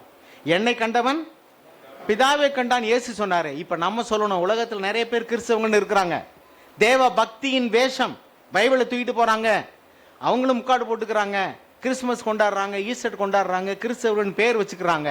ஆனா அந்தரங்க வாழ்க்கையில உண்மையில் அவர் இருக்கிறாங்க. அவர்கள் தேவனுடைய வார்த்தைக்கு நடுங்குவதில்லை, அவர்கள் தேவனுடைய வார்த்தையை கனம் பண்ணுவதில்லை. வேதத்தில் நிலையில் இருக்க, என்னுடைய வார்த்தைக்கு நடுங்குகிறவனையே நோக்கி பார்ப்பேன். நீங்க பணத்தை கையாளக்கூடிய விதம், அதுல உண்மை இருக்கணும். லூக்கா எழுதின சுவிசேஷத்துல 16வது அதிகாரத்துல ஆண்டவர் சொல்றாரு. லூக்கா எழுதின சுவிசேஷம் 16ஆம் அதிகாரத்துல, உலகத்துல 2 எஜமான்கள் தான். இன்னைக்கு ஜனங்கள் வந்து நிறைய சாமின்னு வச்சுக்கிறாங்க, நிறைய அவங்க சிலைகளை வச்சுலாம் வழிபடுறாங்க. ஒவ்வொரு மார்க்கத்திலையும் ஒருத்தரை வந்து தெய்வம்னு சொல்றாங்க. ஆனா ஆண்டவர் தெளிவா சொல்லிட்டார், உலகத்துல 2 தெய்வம் தான். கிறிஸ்தவர்களை நியாயம் தீர்த்த ஒரு மனுஷன், அதாவது ஸ்டடி பண்ண ஆராய்ச்சி பண்ண ஒரு மனுஷன் 2000 திருச்சபையை குறித்து சொன்னாராம். ஒரு ஏத்திஸ்ட், கடவுளை நம்பாத ஒரு மனுஷன் என்ன சொன்னாராம், நான் அநேக திருச்சபைகளுடைய உபதேசங்களை பார்த்துருக்கிறேன், அவர்கள் ஒவ்வொருவருக்கும் உபதேசத்தில் ரொம்ப வித்தியாசம் இருக்கு, 2000 பிரிவுகள் இருக்கு. ஆனா பணம் என்று வரும்பொழுது அவர்கள் எல்லாரும் ஒரே மாதிரி தான் இருக்காங்கன்னு சொன்னாங்க. ஏன்னா இன்னைக்கு உலகத்தில் அப்படிதான் இருக்கு. ஆனா நம்மளை பார்க்குறவங்க சொல்லணும், பணம் என்று வரும்போது நாங்கள் ஒரே மாதிரி இல்லை. அங்கே வந்து இருந்தவங்க எல்லாரும் வந்திருந்தாங்க. நான் சொன்னேன், இன்னைக்கு திருச்சபைகளை ஏன் ஜனங்கள் வந்து புறக்கணிக்கிறார்கள் அல்லது வந்து வெளியில் உள்ளவங்களாம் மதம் மாத்துறாங்கன்னு சொல்றாங்கன்னா, ஒன்று ஊழியக்காரர்கள் பணத்திற்காக ஊழியம் செய்கிறார்கள், 2வது அவர்களுடைய பழக்க வழக்கங்களில் சாட்சி இழந்து நிற்கிறார்கள். சத்தம் போடுவது தான் இன்னைக்கு கிறிஸ்தவம்னு சொல்றாங்க. பிரதர்கிட்ட பேசிக்கிட்டு இருந்தேன், அவங்க வந்து இங்கெல்லாம் வந்து சத்தம் இல்லை, எல்லாம் வெறும் பிரசங்கமாக தான் இருக்குது, செய்தியாக தான் இருக்குது அப்படின்னு சொல்லிட்டு ஒரு சில வந்துட்டு போயிட்டாங்க. நாங்கள் ஆமாம் பிரதர் சாக்டே வந்து சொல்லியிருக்காங்க, இங்கே ஹோலி ஸ்பிரிட் இல்லைன்னாங்களாம். எப்படி சொல்கிறீங்க, இங்கே சத்தமே போட மாட்டேங்கிறீங்களாங்களா? ஓ அதை சொல்கிறீங்களா? அங்கே இருக்கிறது ஹோலி ஸ்பிரிட் இல்லைங்க, அது நாய்சி ஸ்பிரிட்டு. பரிசுத்தத்துக்கு நேராக நடத்தக்கூடிய ஆவியானவர் பரிசுத்த ஆவியானவர், அசுத்தத்துக்கு நேராக நடத்தக்கூடிய ஆவி அசுத்த ஆவி. அங்கே சத்தம் போடுற ஆவி, அதனால சத்தம் போடுறாங்க. இங்கே சத்தம் போடாமல் நம்மளை ஹோலினஸுக்கு நேராக நடத்துக்கிற ஸ்பிரிட்டுக்கு பேர் தான் ஹோலி ஸ்பிரிட். உங்களுடைய இருதயத்தில் நீ பரிசுத்தமா இருக்கணும், இருதயத்தில் சுத்தமா இருக்கணும் அப்படிங்கிற நிலைமைக்கு உங்களை ஆவியானவர் நடத்தினா, அந்த ஆவியானவர் யாரு? பரிசுத்த ஆவியானவர். நல்ல மரம் நல்ல கனி கொடுக்கிற மரத்துக்கு பேர் தான் நல்ல மரம், கெட்ட கனி கொடுக்கிற மரத்துக்கு பேரு கெட்ட மரம். அந்தந்த மரம் அதன் கனியினால் அறியப்படும். ஒரு மரம் வந்து 2-3 மரம் பார்த்தீங்கன்னா சில இலைகள் வந்து ஒரே மாதிரி இருக்கும், அது வந்து காய்க்க ஆரம்பிச்சிச்சுன்னா தெரிஞ்சிடும். இது ஒரு மாதிரி இருக்கும், இலை ஒரே மாதிரி கூட இருக்கலாம், ஆனால் காய்க்கும் போது அந்த வித்தியாசம் தெரிஞ்சிடும், அதனுடைய டேஸ்ட்ல வித்தியாசம் தெரியும். அதே மாதிரி தான் கிறிஸ்தவர்கள் என்று வெளியில பார்க்கும்போது எல்லாரும் பைபிளை தூக்கிட்டு போறாங்க, எல்லாரும் கிறிஸ்தவ பேர் வச்சிருக்காங்க, எல்லாரும் அவங்கவுங்க ஒரு சபைன்னு வச்சுக்கிட்டு ஆராதனை நடத்துறாங்க. வித்தியாசமே கண்டுபிடிக்க முடியலையே. உலகத்தில் உள்ளவங்க நல்லா கவனிக்கிறவங்க கண்டுபிடிப்பாங்க. பாருங்க, அந்த மனுஷன் சொல்றாருல, நீங்க கரெக்டா எழுதி வாங்கினீங்க, நாங்கள் கரெக்டாக தான் வாங்குவோம், எவ்வளோ காசு கொடுக்குறோமோ அதுக்கு தான் பில்லு, கூடுதல் குறைச்சல என்ன செய்யறதுல பில்லு வாங்க மாட்டோம். அவர் சொல்றாரு, அந்த சர்ச்சில் எங்கிட்ட கையெழுத்து வாங்கிட்டு வாங்குறாங்க, சபை நடத்துறாங்க. அங்கே இந்து கோயிலில் அங்கே உள்ள குருக்கள் என்கிட்ட வாங்குறாரு கையெழுத்து. அப்போ என்ன அர்த்தம்? அவருக்கு இவருக்கு என்ன வித்தியாசம்? இவரும் பொய் பில்லு தான் என்கிட்ட வாங்குறாரு, அவர் என்ன செய்யறாரு? பொய் பில்லு தான் வாங்குறாரு. ஆனால் நீங்கள் உண்மையானதான் எழுதுனீங்க. அப்போ அங்கே போய் நிற்கும்போது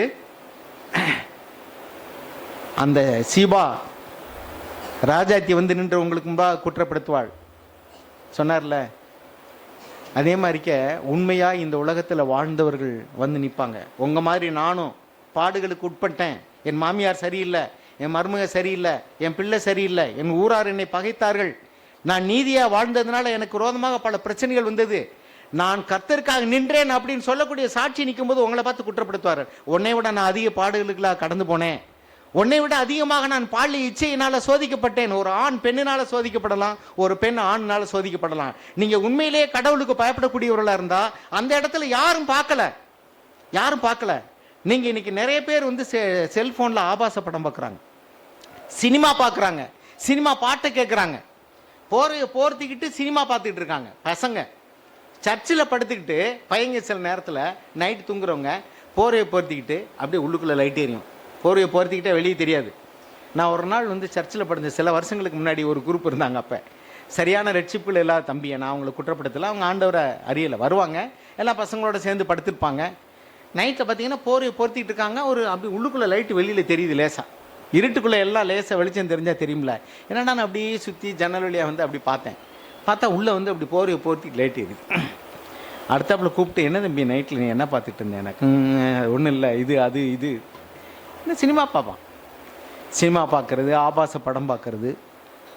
அருமையானவர்களே, கர்த்தருக்கு பயந்தவர்களுக்கும் கர்த்தருக்கு பயப்படாதவர்களுக்கு என்ன வித்தியாசம் அப்படின்னா, கர்த்தருக்கு பயப்படுவர்கள் ஆண்டவருடைய பிரசன்னம் இருக்குங்கிற உணர்வு இருக்கும். யோசேப்புக்கு எப்படி இருந்தது? அங்கே சிலை இருந்துச்சா, அல்ல பைபிள் இருந்துச்சா, அல்லது அவங்க போதிக்கிறதுக்கு யாராவது பாஸ்டர் இருந்தாங்களா, ஊழியக்காரன் இல்லையே.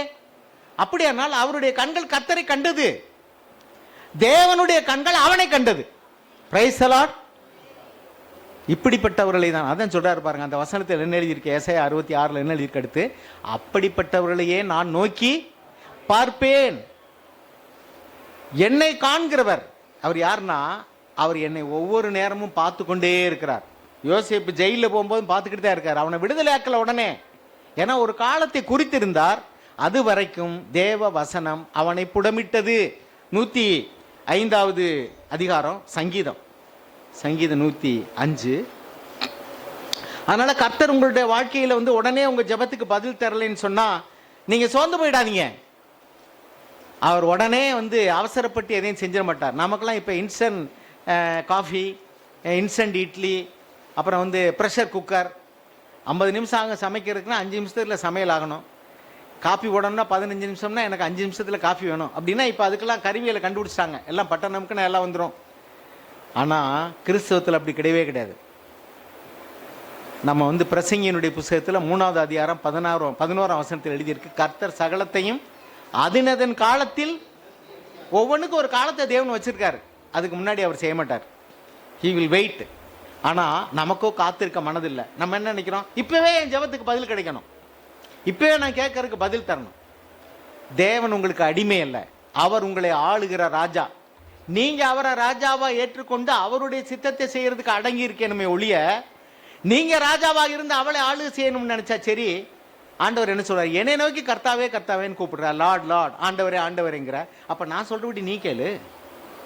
கர்த்தர் நம்மளை படிச்சது அவருக்காக தான்.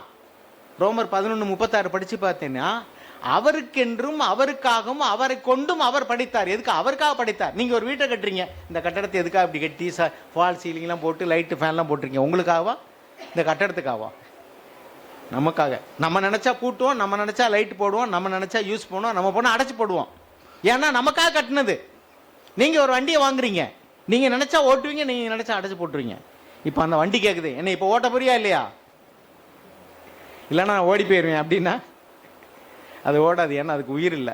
உங்கள் மாடு இப்படி கேட்குது, உங்கள் வீட்டில் பால் மாடு வாங்கி வச்சுருக்கீங்க, என்ன நீ நினச்சா கறக்குற, நினச்சா எழுப்பி விட்றா, நான் தூங்கிட்டு இருக்கேன் எலும்பி பால் கறக்கணுங்கிற.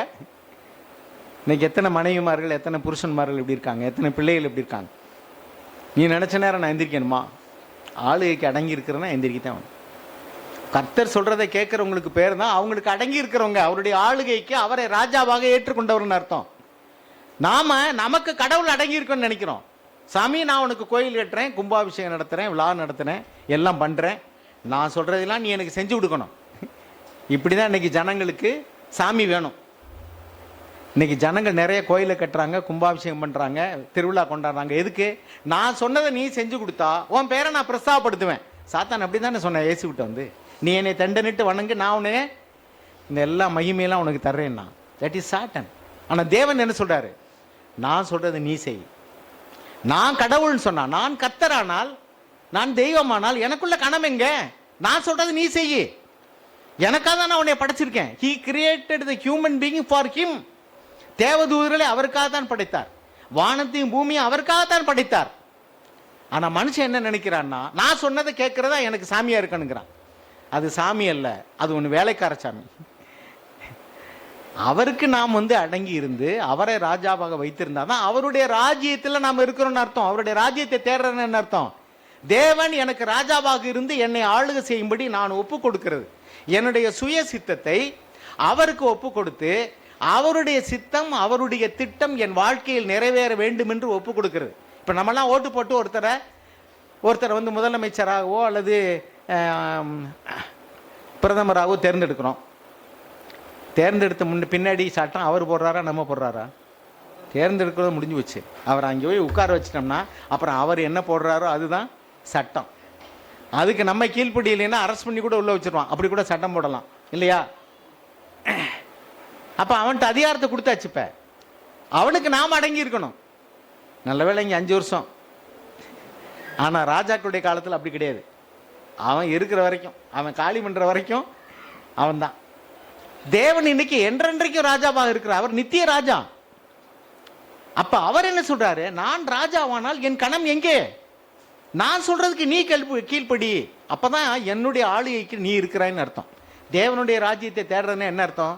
தேவனை ராஜாவாக வைத்து அவருடைய அரசாளுகைக்கு நான் கட்டுப்பட்டு நடக்குவதற்கு பேர் தான் தேவனுடைய ராஜ்யத்தை முதலாவதாக தேடுறது. ஆனா நாம என்ன செய்யறோம் அப்படின்னா, வெளிப்படையாக தேவனுடைய ராஜ்யத்தை தேடுறது போல காட்டிக்கிறோம். பலியிடுறாங்க, காணிக்கை செலுத்துறாங்க, தேவாலயத்துக்கு போறாங்க. ஆனா பணம்னு வரும் பொழுது அவர்களுடைய திட்டம் நிறைவேற வேண்டும் நினைக்கிறார். அதான் லூக்கா 16 நம்ம என்ன வாசிக்கிறோம்? உலகத்தில் 2 எஜமான். ஒரு எஜமான் பணம், சிலை அல்ல, நீ சொல்ற தெய்வத்தினுடைய பெயர் அல்ல, அதுக்கு பின்னாடி இருக்கிறதெல்லாம் பணம், உலக பொருள்.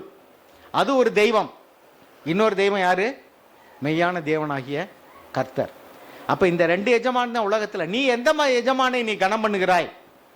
பணம்னு வரும்பொழுது ஆன்னு நீ ஓடிட்டீன்னா, இன்னைக்கு இங்கே வேலைக்கு போனால் தான் பணம் கிடைக்கும். சபைக்கு போனால் என்ன கிடைக்கும்? சோறு வேணா கிடைக்கும். அது இங்கே தான் கிடைக்கும், வேலை இடத்துல சோறு கூட கிடைக்காது. அப்பன்னா இன்னைக்கு வேலைக்கு போய்க்கிடுவோம், நாளைக்கு பார்த்துக்கிடுவோம் அப்படின்னு சொன்னால், whom do you serve? நீங்கள் இப்போ யாருக்கு சேவம் பண்ணுறீங்க? யாருக்கு சேவம் பண்ணுறீங்க? கஷ்டமாக இருக்கா? பணத்துக்கு சேவம் பண்ணுறோம், உலக பொருளுக்கு. அதே மாதிரிக்கு பொய் சொன்னால் உங்களுக்கு காசு கிடைக்கும். ஒரு கையெழுத்து போடு, வீடு இடிஞ்சு போச்சுன்னு, உனக்கு காசு கிடைக்கும். நீ கொஞ்சம் எடுத்துக்க, நான் கொஞ்சம் போனேன். விஏஓட்ட போகிறீங்க, நிலம் விளையலை. அவர் சொல்கிறார் கூப்பிட்டு, ஏோ கையெழுத்து போடியா, இன்சூரன்ஸ் கொடுக்குறான், பயிர் இன்சூரன்ஸு. ஐயோ நான் காட்டுக்கருவன்லங்க போட்டு வச்சுருக்கேன், உழுகவே இல்லையே, ஒரு ஆள் சொல்லியிருக்காரு. அவர் சொன்னார், நல்ல மனுஷன் வாச்சாயா, கவர்மெண்ட்லேருந்து காசு கொடுக்குறேன், நான் இன்சூரன்ஸ் வாங்கி தரேன், பயிர் விளைச்சிருந்தேன், விளையலை சேதமாகி போச்சுன்னா ஏக்கருக்கு இத்தனாயிரம் கொடுக்குறேன், நீ கையெழுத்து போடுனா என்னமோ பெருசாக பிரிவாக பேசிக்கிறா பா. யார் பைத்தியக்காரனா இருக்கு? உண்மையை சொல்கிறேன், பைத்தியக்காரனா இருக்கேன். உலகத்தின் பார்வையில் அப்படி தான். ஏன்னா சிறை கம்பிகளுக்கு உள்ளே இருந்து பார்க்குறவனுக்கு வெளியில் இருக்கிறவன் சிறையில் இருக்கிற மாதிரி தெரியும். நீதி செய்கிறவனுக்கு அநியாயத்தின் செய்கிறவனுடைய பார்வையில் அவன் குற்றவாளியாக தெரிகிறான். போய் அப்படிங்கிறான், அற்பமாக நினைக்கிறான். அவருடைய தம்பி போனார், போய் அந்த இடம் எங்கள் கூட்டுப்பட்டாதான், நான் கையெழுத்து போட்டு தரேன், எனக்கு காசு தரேன். உங்கள் அண்ணனே அப்படி பைத்தியக்காரனாக இருக்கேன், கவர்மெண்ட்டில் காசு கொடுக்குறேன், நான் வாங்கி தரேங்கிறேன், இவன் என்னமோ பெரிய யோக்கிய மாதிரி பேசிக்கிறேன். சரி போட்டு கையெழுத்து. யாருக்கு இப்போ காசு கிடைக்குது? தம்பி. அண்ணன் நீதிமான் எனக்கு வேணாட்டாரு. அவன் உலகத்தின் பார்வையில் பைத்தியக்காரன். பைபிள் என்ன எழுதியிருக்கு? சிலுவையை பற்றிய உபதேசம் கெட்டு போகிறவர்களுக்கு. உங்களுக்கு எப்படி தோணுது? இந்த மாதிரி உபதேசம்லாம் நல்லதா தெரியுதா இல்லை பைத்தியமாக தோணுதா? கெட்டு போகிறவர்களாக இருந்தால் உங்களுக்கு இது பைத்தியமாய் தோணும். நான் ஆரம்பத்தில் சொன்னேன்ல, திருப்தி அடைந்தவர்களாக இருந்தால் இந்த உபதேசம்லாம் உங்களுக்கு சீக்கிரம் முடிங்க பிரதர், மணி ஆகி போச்சு, என்ன புதுசாக சொல்லிவிட்டியே, எப்போதும் சொல்கிறது தானே, பணம் ஆசை வேண்டாம், பாலி ஈச்சை வேண்டாம், கீழ்ப்படியணும், தாழ்மையாக இருங்க. இது எத்தனை வருஷம் தான் கேட்குறது எங்களுக்கு? போதும் முடிங்க, பசிக்குது. ஆனால் ஆவிக்குரிய பசி எடுத்தவங்களுக்கு சொல்லுங்கள் பிரதர், நாங்கள் இன்னும் தேர வேண்டியிருக்கு, இன்னும் நாங்கள் தேர வேண்டியிருக்கு, பண ஆசையில் தேர வேண்டியிருக்கு, பாலி ஈச்சையில் தேர வேண்டியிருக்கு, இன்னும் கொடுக்கல் வாங்கல உண்மையாக இருக்க வேண்டியிருக்கு. பிரசாக் அந்த காலத்தில் சொல்லிக் கொடுப்பாங்க. நீங்கள் சபையில் பணத்தை கையாளுறீங்க, உங்கள்கிட்ட 5 ரூபா கையில் இருக்குது, நீ யார் பணம்னு தெரியல, நீ தேவனுக்கு பயப்படுகிறவனா இருந்தால், ஆண்டவரே இது சபை பணமாகவே இருக்கட்டும். எப்படி சொல்லுவீங்க? சபை பணமாகவே இருக்கும். இது கணக்கில் இல்லை, நான் எடுத்து வச்சுக்கிறேன் நீ நினச்சின்னா நீ கடவுளுக்கு பயப்படலை. கர்த்தருக்கு பயப்படக்கூடிய பயம் அது இருந்துச்சுன்னா நம்ம எப்பொழுதும் உள்ளுக்குள்ள ஒரு கதல் இருக்கோம், ஐயோ நம்ம பாவம் செஞ்சிடக்கூடாதே. சென்னையிலேருந்து ஒரு பிரதர் ஃபோன் பண்ணார். ஃபோன் பண்ண ஒரு 2 பேர் சர்ச்சுக்கு போகிறவங்க இடம் வாங்கணும் பிரதர்.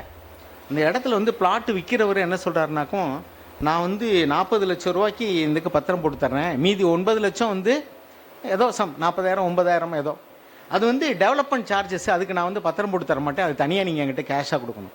அவர் என்ன சொல்கிறார் பிரதர், நான் வச்சுருக்கிற பணம் பூராமே கணக்கில் வந்து இன்கம் டேக்ஸ் கட்டின பணம், நான் வந்து செக்கோ டிடிஏ தர்றேன்னு சொல்கிறேன், அவர் ஒத்துக்கிற மாட்டேங்கிறாரு. நான் என்ன செய்ய? யார் பயப்படுறா? இப்போ வாங்குறோம், எனக்கு கையில் காசாக கொடுங்கிறாங்க. ஆனால் இன்னொருத்தர் என்ன சொல்கிறாரு,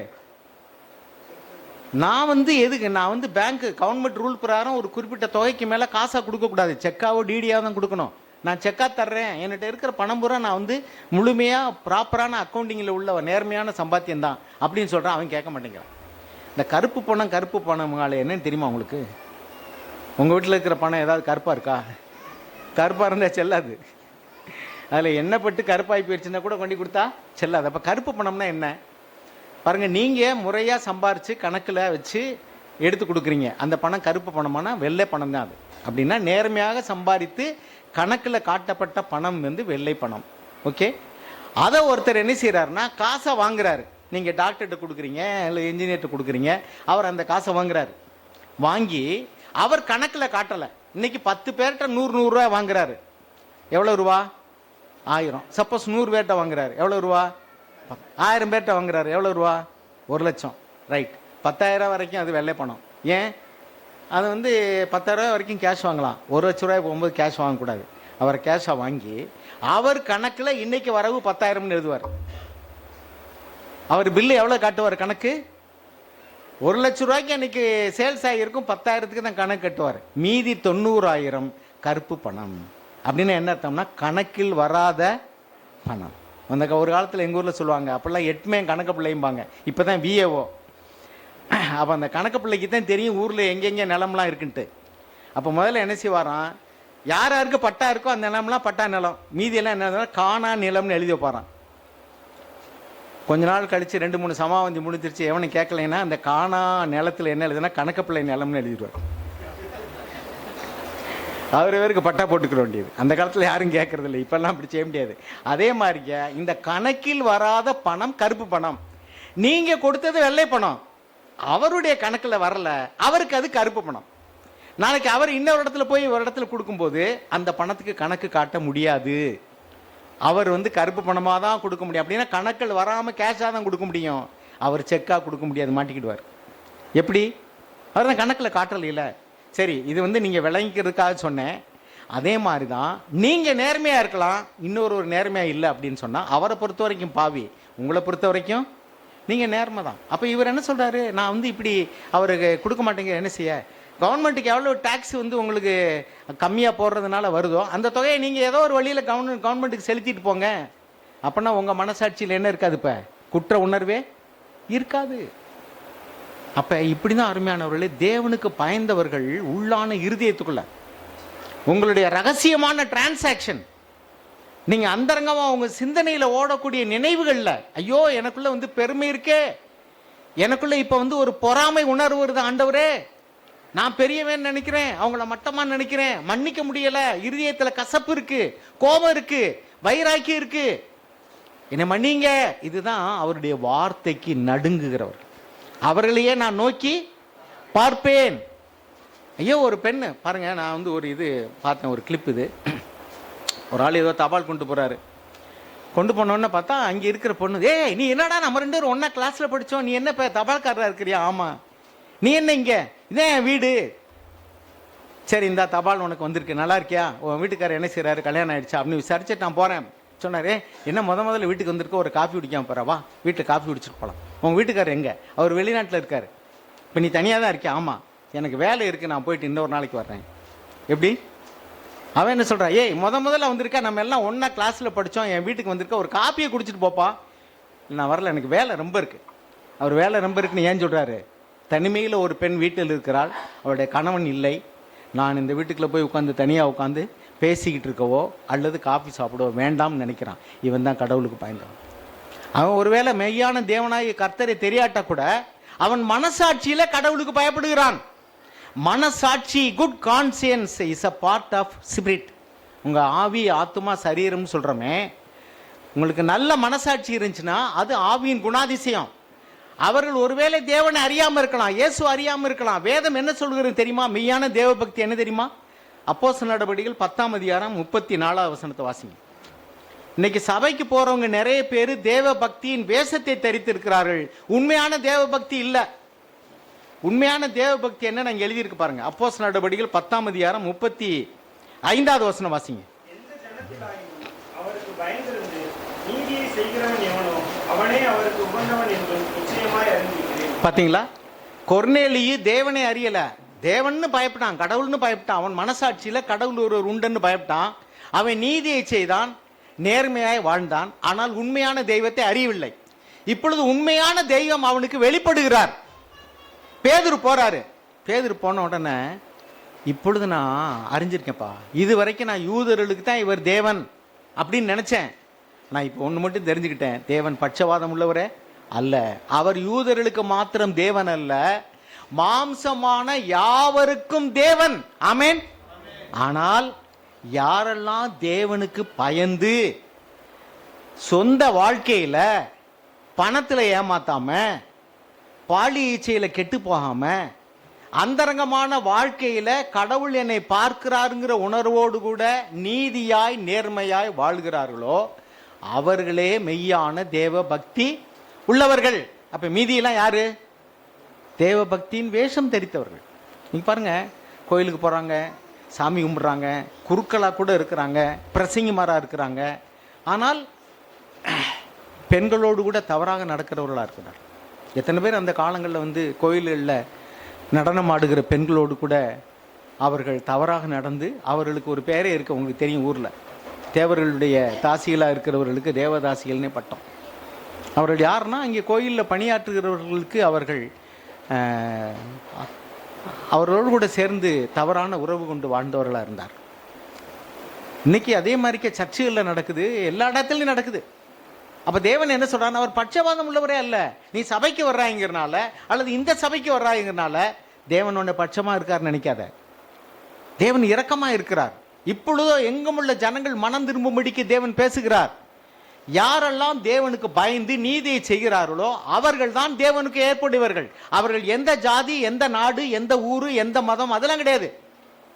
நீ தேவனுக்கு பயப்படுகிறாயா? சபைக்கு வந்தா போதாது, தேவனுக்கு பயப்பட வேண்டும். அதுதான் அந்த வார்த்தையில் நம்ம பார்த்தோம் பாருங்க. 2 தீமோத்தேயு 3வது அதிகாரம், 2 தீமோத்தேயு 3வது அதிகாரம் 5வது வசனத்தை வாசிங்க. தேவபக்தியின் வேஷத்தை தரித்து அதில் பலனை மறுதலிக்கிறவர்களாய் இருப்பார்கள். தேவ பக்தியின் வேஷம் அப்படின்னா வெளியில ராஜ வேஷம் போடுறாங்கல்ல, டிராமால, சினிமால, அவங்க ராஜாக்களா இல்லை. அதே மாதிரி தேவ பக்தியின் வேஷம்னா இவர்கள் பக்திமான்கள் என்ற வேஷம். மற்ற ஆலயங்களுக்கு போகிறவர்கள், மற்ற மதஸ்தவர்கள் புறம்பாக பல அடையாளங்களை அணிந்திருக்கிறார்கள். தலையில் அணிந்திருப்பாங்க, நெத்தியில் அணிந்திருப்பாங்க, அல்லது உடம்புல பல வண்ண ஆடைகளை அணிந்திருப்பார்கள், கழுத்தில் காதில் என்னென்னமோலாம் போட்டிருப்பாங்க. இதெல்லாம் உங்களுக்கு தெரியும், நான் விளமா சொல்ல வேண்டியதில்லை. மற்ற ஜனங்கள் தேவ பக்தி உள்ளவர்கள் என்று நெற்றியிலும் தலையிலையும் கழுத்திலையும் கையிலையும் கால்களையும் உடையிலையும் அவர்களுடைய வண்ணங்கள்லையும் அவர்கள் எத்தனையோ வித்தியாசமான தோற்றங்களில் தேவ பக்தி உள்ளவர்கள் என்று காண்கிறார்கள்.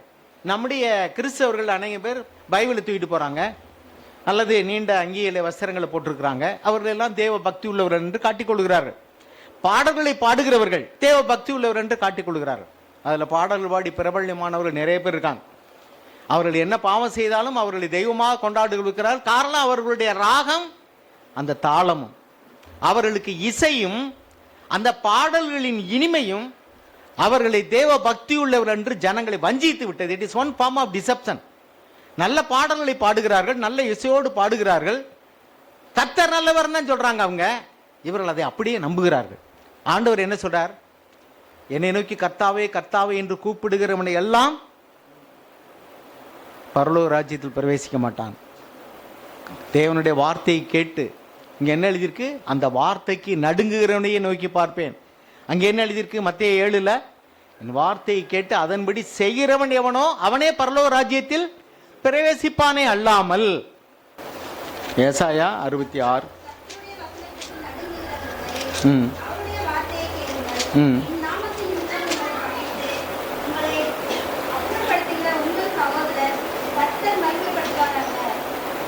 என்ன வாசிக்கிறீங்க சிஸ்டர்? இல்லை ஏசாயாவில், சரி ஏசாயாவில் வந்து 66வது அதிகாரம் 3வது வசனத்தை வாசிங்க. ஆட்டை வெட்டுகிறவன் மனுஷனை கொல்லுகிறவனாகவும், ஆட்டை பலியிடுகிறவன் நாயை கழுத்துகிறவனாகவும், காணிக்கையை படைக்கிறவன் கண்டி ரத்தத்தை படைக்கிறவனாகவும், தூபம் காட்டுகிறவன் விக்கிரகத்தை ஸ்தோத்திரிக்கிறவனாகவும் இருக்கிறான். இவர்கள் தங்கள் வழிகளையே தெரிந்து கொள்கிறார்கள். இவருடைய ஆத்மா தங்கள் அருவருப்புகளின் மேல் விருப்பமாய் இருக்கிறது. போதும். இதை முதல்ல இந்த காரியத்தை போட்டிங்கன்னா கொஞ்சம் வழங்கும். லிவிங் பைபிள் அப்படி போட்டிருக்கோம். எப்படின்னா, they have chosen their own ways, தங்களுடைய வழிகளின்படி நடக்கும்படி அவர்கள் தெரிந்து கொண்டார்கள். ஒரு வழி, 2 வழி இருக்கு. ஒரு வழி தங்களுடைய இஷ்டத்தின்படி நடக்கிறது. இன்னொரு வழி என்னென்ன? தேவனுக்கு பிரியமா நடக்கிறது. மேலே என்ன பார்த்தோம்? தேவனுடைய வார்த்தைக்கு நடுங்குகிறவனையே நான் நோக்கி பார்ப்பேன். ஓ, தேவனுடைய வார்த்தை எப்படி இருக்கா? நான் எப்படி செய்ய முடியும்? ஒரு காலத்தில் நான் ஆர்சியிலிருந்து ஆண்டவருடைய வார்த்தையை அறிந்து கொண்ட நாட்களில் மத்தேயு 23:8 எழுதியிருக்கும், மண்ணுலகில் ஒருவரையும் தந்தை என்று சொல்லாதிருங்கன்னு ஆர்சி பைபிள் எழுதியிருக்கோம். அதை வாசிக்கும் போது நான் ஆர்சியாக தான் இருந்தேன். ஒருவரையும் தந்தைன்னு சொல்லக்கூடாது இருக்கே. இங்கே பங்கு தந்தைங்கிறோம், அப்புறம் போப்பாண்டவரை வந்து தந்தைங்கிறோம். இப்படிலாம் தந்தைன்னு சொல்லிக்கிட்டு இருக்குமே, இது சரியில்லையே. அப்போ ஒவ்வொரு வார்த்தையும் நான் வந்து யோசித்து எழுத ஆரம்பித்தேன். தேவனுடைய வார்த்தையில் இப்படி இருக்கு, நம்ம இப்படி செஞ்சுக்கிட்டு இருக்கோம், இது சரியில்லை. அப்போ உடனே நான் அவனு முடிவெடுத்தேன், இதன்படி நம்ம இந்த மார்க்கத்தில் போய்கிட்டு இருந்தோம்னா கண்டிப்பாக அன்னைக்கு தெரிஞ்சது பரலோகத்துக்கு போக முடியாது. இதுதான் நான் நினச்சேன். அதே மாதிரி தான் நீங்கள் யோசிச்சு பாருங்கள். தேவனுடைய வார்த்தை என்ன சொல்லுகிறது? உங்கள் வாழ்க்கையில் நீங்கள் எதை செய்கிறீங்க? இங்கே என்ன எழுதியிருக்கு பாருங்க, they have chosen their own ways. அப்போ அவன் வந்து தேவாலயத்தில் வந்து அவன் ஆட்டை பலி கொடுக்கிறான், மாட்டை பலி கொடுக்கிறான், காணிக்கையை கொடுக்கிறான். ஆனால் அது எல்லாமே அவன் மாட்டை பலி கொடுத்தால் அது எனக்கு எப்படி இருக்கு? மனிதனை கொன்று கொலை செய்யறது மாதிரிக்க. அவன் பலி தான் கொடுக்குறான், சாமிக்கு பலி கொடுக்குறோங்கிறான். ஆனால் என்னை பொறுத்த வரைக்கும் அவன் ஒரு மனிதனை கொலை செய்வதற்கு ஒப்பான ஒரு பாவியாகவே நான் பார்க்கிறேன். ஏன்னா அவன் இருதயத்தில் உண்மை இல்லை, தேவனுடைய வார்த்தைக்கு கீழ்ப்படுகிறது இல்லை. ஆனால் பெரிய மாட்டை கொண்டுட்டு வந்து பலி கொடுக்குறான்னா வசதி உள்ளவன். ஆட்டை பலி கொடுக்குறான், அது எனக்கு எப்படி இருக்கு? அவன் நாயின் கழுத்தை நெரிச்சு கொண்டாந்து பலிபீடத்தில் வைக்கிற மாதிரி நான் பார்க்குறேன்ப்பா. அப்படின்னு என்ன அர்த்தம்? இது எல்லாமே அவனுக்கு அருவருப்பு. அவன் காணிக்கை அடுத்து எழுதியிருக்கு பாருங்க, அது வந்து என்ன? Offers grain offering is like one who offers swine's blood. காணிக்கை கொடுக்குறான், அது பன்றியின் ரத்தத்தை என் பலிபீடத்தில் ஊத்துன மாதிரி நான் பார்க்குறேங்கிற. பன்றி அருவருப்பானது, பன்றியை சாப்பிடக்கூடாதுன்னு ஆண்டவர் சொல்லியிருக்கிறாரு. இங்கே என்ன சொல்றாரு? அவன் காணிக்கை கொண்டு வருகிறான் என் பலிபீடத்துக்கு, அது எனக்கு எப்படி இருக்கிறதால் பன்றியின் ரத்தத்தை கொண்டாந்து இங்கே எனக்கு பலிபீடத்தில் ஊத்துனது மாதிரி நான் ஃபீல் பண்ணுறேன். ஏன்னா அவன் தன் சொந்த வழியை தெரிந்து கொண்டான், என் வழியை அவன் தெரிந்து கொள்ளவில்லை. அவனை நான் நோக்கி பார்க்கவே மாட்டேன். அவன் தேவாலயத்தை கட்டலாம், சபையை கட்டலாம், கட்டடத்தை கட்டலாம், காணிக்கை கொடுக்கலாம், எது வேணாலும் செய்யலாம். அவனுடைய தியாகமோ பலியோ காணிக்கையோ ஊழியமோ எனக்கு அருவருப்பானது.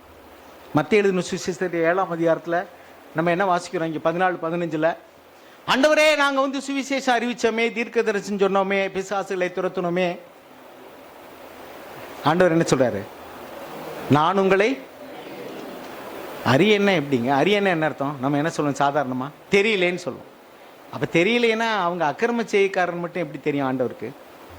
அவர் என்ன சொல்கிறாருன்னா, I have no relationship with you. அறிகிறதுங்கிற வார்த்தைக்கு ஒன்றான மெய்தேவனாகி உண்மையும் நீர் அனுப்பினவராகி இயேசு கிறிஸ்துவையும் அறிவதே நித்திய ஜீவனா, அவர்களோடு கூட ஒரு ரிலேஷன்ஷிப்புக்குன்னு அர்த்தம். இவர்கள் சுவிசேஷம் அறிவித்தார்கள், தீர்க்கதரிசனம் உரைத்தார்கள், ஊழியம் செய்தார்கள், அற்புதங்களை கூட செய்தார்கள் வரத்தை வைத்து. ஆனாலும் அவர்களுக்கும் தேவனுக்கும் உறவில்லை. இயேசு அற்புதம் செய்தார், எதையும் பிதாவினிடத்தில் கேட்டு கேட்டு செய்தார், தானாக செய்யவில்லை. ஆனால் இவர்கள் என்ன செய்தார்கள்?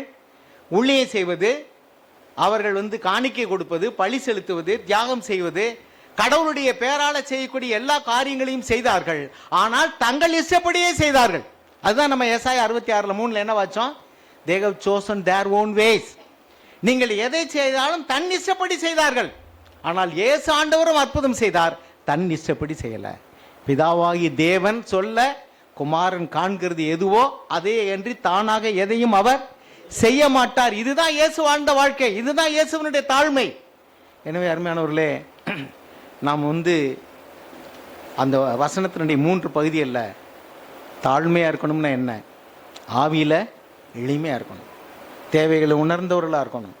வேத வசனம் கடந்து வரும் பொழுது எனக்கு மூளை அறிவில் இதெல்லாம் தெரியும் நினைக்காதீங்க. உங்கள் ஆவியில் நீங்கள் அந்த பூரணத்தை அடைந்து விட்டீர்களா என்று யோசிச்சு பாருங்க. அப்படி இல்லைன்னா 1 யோவான் 3ஆம் அதிகாரத்தில் எழுதியிருக்கு, இப்படிப்பட்ட நம்பிக்கையுள்ளவன் எவனும் அவர் பரிசுத்தராக இருக்கிறது போல தன்னையும் தானே சுத்திகரித்துக் கொள்ளுகிறான். பூரிஃபை யுவர் செல்ஸ். இப்படிலாம் வார்த்தை கேட்கும்போது நீங்கள் சோர்ந்து போக வேண்டாம். உங்களுடைய அந்தரங்க வாழ்க்கையில் பாவத்தை சாக்கு 5 விதமாக சொல்லுவார். 5 விதமான பாவங்கள் நீங்கள் கேட்டிருப்பீங்க. நான் சொல்கிறேன் மறுபடியும். வார்த்தையினால் செய்யக்கூடிய பாவம், மனுஷன் பேசும் வீணான வார்த்தைகளை குறித்து நியாய தீர்ப்பு நாளில் கணக்கு கொடுக்கணும். நாம் தூசணமான வார்த்தைகளை பேசுகிறோம், பொய் பேசுகிறோம், பெருமையாக பேசுகிறோம், இதெல்லாம் வார்த்தையான பேசுகிறோம். மாய்மாலம் பண்ணுறோம், நடிக்கிறோம், உள்ள ஒன்று வச்சுட்டு வெளியே வந்து வார்த்தையினால் செய்கிற பாவம்.